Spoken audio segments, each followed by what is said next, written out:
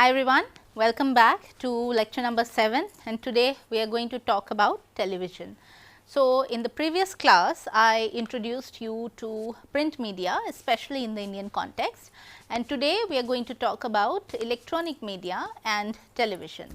So, television has had a rich history in the Indian context, where it was introduced with the aim of modernization and development, and particularly in the initial years, these goals were tried to be met through the state controlled broadcaster, which is Doordarshan. This monopoly of the state and Doordarshan was broken after the entry of transnational broadcasting into the Indian markets in 1991. The most striking feature of television as a medium of political economy is the shifts in emphasis on territoriality and regional kind of geographies that earlier existed, as we had discussed even with Benedict Anderson's idea of print capitalism and imagined community, because the television enabled flowing from the national to the local to the global. So, territoriality became less important. Now, in the Indian context, in the post-independence era, the country inherited a free press, but the broadcasting system was state controlled, which also happened to be the case in the British context. Now, the relationship of the press with the government before and after independence was quite opposite, primarily because of how the press and the government behaved with each other. The press resisted the way that the state wanted to censor itself, and similar histories of broadcasting have also existed.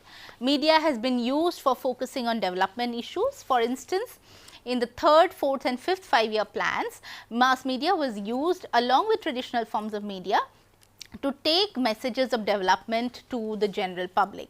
The All India Radio, which represented the Indian radio and was renamed to Akashvani in 1957, adopted primarily a commercial approach, and also because the upper middle class consumers demanded that kind of consumerist content, for instance, music. So, television in this context was seen as the tool towards driving national development, integrating cultural diversity, spreading information in a cheap manner, and also build the culture of civics. But critics argue that it largely reflected upper middle class values and actually failed to include all sections of society. So, this has been a running criticism of the media in the Indian context, particularly traditional media, as we also saw with the print media.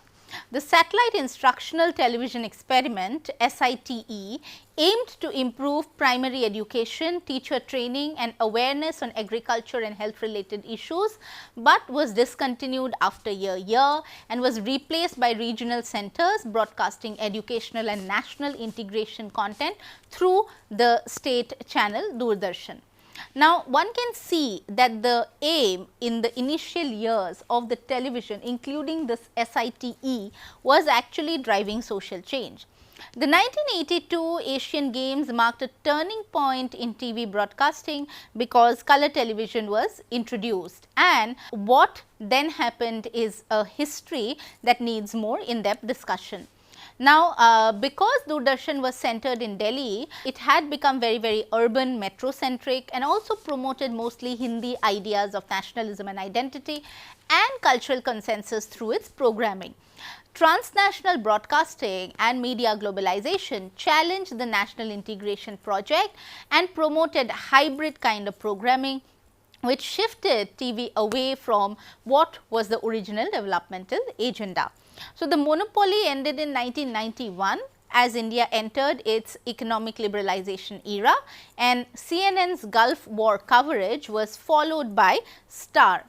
Now, one can also see that Star succeeded through Desi globalization, which means that they prioritize local content, regional appeal and Hindi-English hybridity. For instance, shows like Kaun Banega Crorepati, which is still running, continues to remain very interesting to Indian viewers. Channels like Disney Channel and Discovery Channel used dubbing and market research to expand audiences, intensifying competition and the battle for TRPs. one can actually see the role of market research in some of these private broadcasting channels, where they employ market researchers to make them aware about what today's audience wants to watch. Doordarshan's regional expansion had failed, and it came to be seen as more of a state propaganda model, unable to compete with what would be much more interesting private broadcasting channels. And therefore, one can see that there was a shift in the political economy of television. So, when we think about primarily, let us say, television, one of the ways in which we understand the television is also its role in taking news to us. So, what is the role of television news? Now, despite the rise in news channels, the media's role as a public forum has declined, a point that we have discussed in the previous classes as well, where one sees a growing divide between citizens and consumers and a shift towards profit over public enlightenment.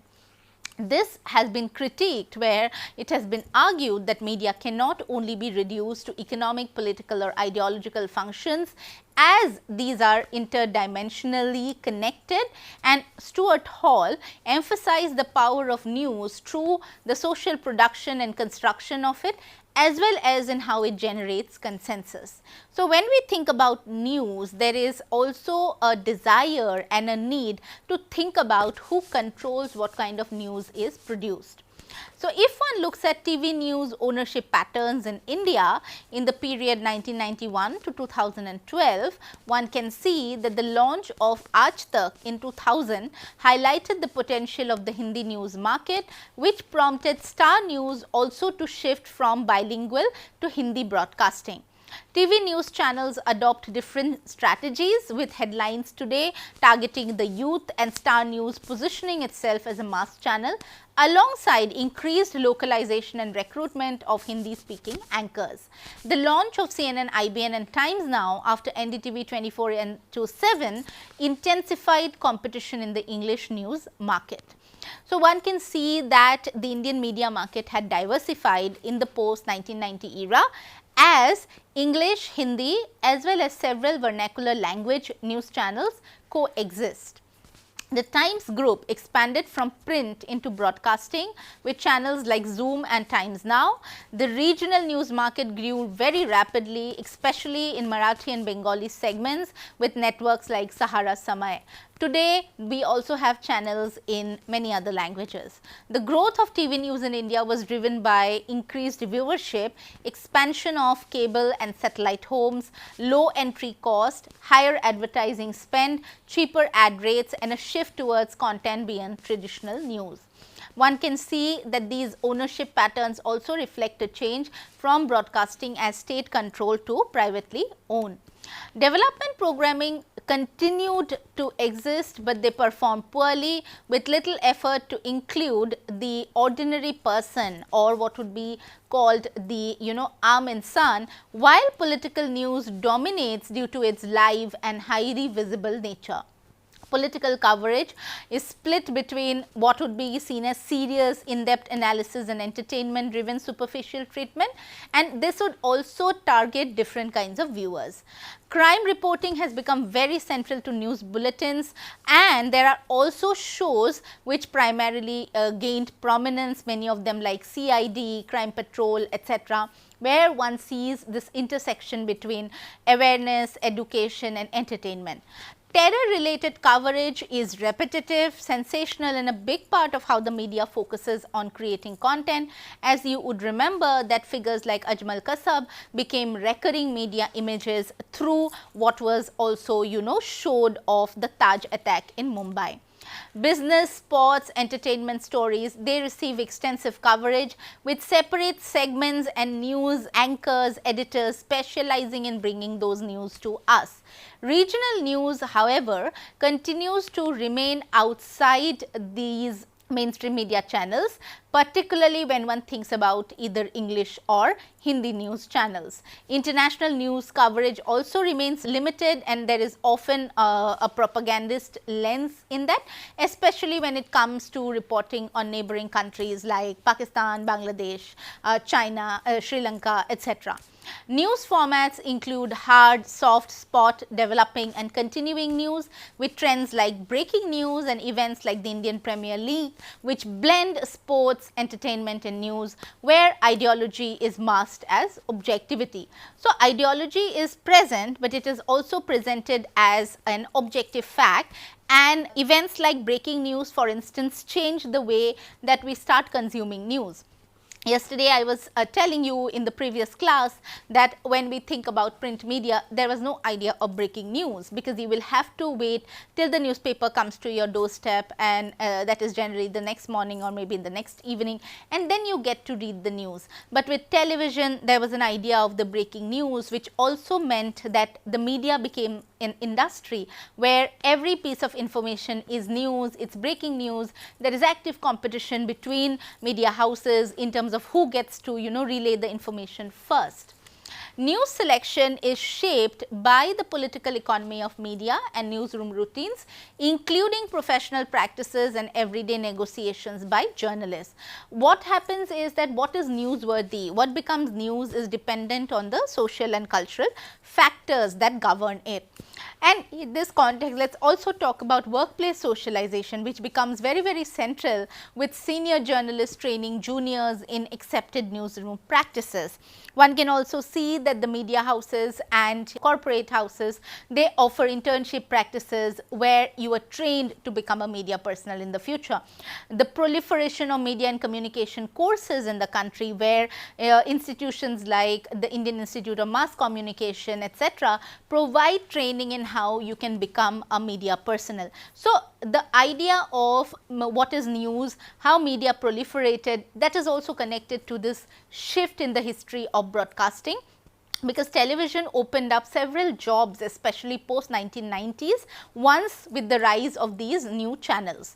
However, journalistic ethics have been questioned due to scandals which have also happened in the newsrooms, where there have been questions about unethical methods and breaches of privacy.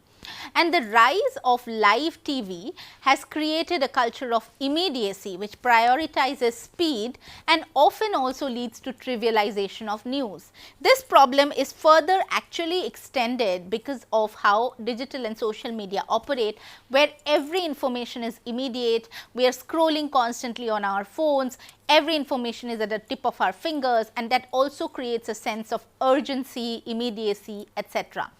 So, there is increased emphasis on productivity and speed, which has negatively affected journalist job satisfaction. A lot of media houses now expect you to do jobs that burn you out, and you are expected to be on your devices 24 hours a day, which has meant that how we think about the journalist, their work-life balance, etc., also needs to be taken into account. Bureaucratic routines, centralization and hierarchical newsroom structures shape an ideology of news under the guise of serving the public. So, what has happened is that studies like these, which have been conducted by people like Arvind Rajagopal of the television, or television news by Sudeshna Devi, they highlight how then these objects also become socially produced. So, the newsroom itself is a site where news is created that can be broadcasted in the television. So, one can see that there is a very significant shift in terms of the political economy of television. Now, the television in India also has certain historical ideas attached to it, institutions as well as practices rooted in it. So, when we think about the story of television, it is generally seen as a technology from the West, which was exported to other regions. Now, the story has produced universalist narratives of how social development was enabled by the spread of technology and capitalism, and the implication of mass media as a force that produced these critiques centered around the critique of Americanization and media-led consumerism, which were seen as aspects of cultural Western imperialism, and people have also expressed resistance to it. To resist television, technology media has also been seen as a resistance to these American Western led ideas of capitalist cultural imperialism. Now, when we think about what the television conveyed, it was a sense of intimacy and also primarily stimulating our senses, where it generated, as McLuhan would argue, participation on a new scale. Television's distinctiveness consists in the everyday flows within and alongside daily life. It deepened the formation of what the modern public would be. It is also interesting that the television became a part of infrastructural facilities, as you would understand, even when people may not watch traditional TV content and they watch OTT platforms, they think a little bit about where to put the television screen. Should they be putting it in the living room? Should they be putting it in the bedroom? Or when they are in, let us say, a shop doing a job for long hours of the day, they have a tiny television there to watch the match, etc. So, it becomes a very, very crucial part of our everyday daily life. Critical scholarship has argued that, however, because of the television, mass manipulation was also possible at an unprecedented scale, which was not so the case earlier. Now, scholarly writing highlights that a media kind of teleology, where non-Western states use television to create modern publics through a developmental approach, also exists. Early television was shaped by this approach of developmentalism, and this was rather true for most countries. It was seen as a cost effective tool for mass education, with state control necessary to prevent commercialization or elitist kind of content. It was believed that television should follow print, promoting literacy by supporting print based education amongst the audiences which lacked the basic skills. Now, while broadcasting developed as a utility within strong civil societies in Euro-American context, in developing nations like India, it depended on foreign technological support and also strong state intervention to produce content and guide the media use constructively. Now, multiple mediatic forms coexisted, with older media continuing to shape newer media like television rather than being replaced, and this is a very important part of this discussion as well. We have to talk about how media, different forms of media coexist, and this is a point that I would like all of you to stress on, that media does not replace another, they coexist in many ways. Now, yesterday I mentioned the Hindu tele-epics of Mahabharata and Ramayana, and one has to also think about their role in turning television into a mass phenomena, where calendar art was blended with early cinema, mythological films and of course soap opera styles. In fact, it is generally said that the allure of these serials of Mahabharata and Ramayana were so huge that the people, the actors who played these characters, were also revered outside of the television stage or setup. Interestingly, this indicates how media is a big part of how we understand our culture and society. So, when we think about new media in this context, it actually reflects a kind of market pluralism rather than what was the earlier state driven developmental vision of television.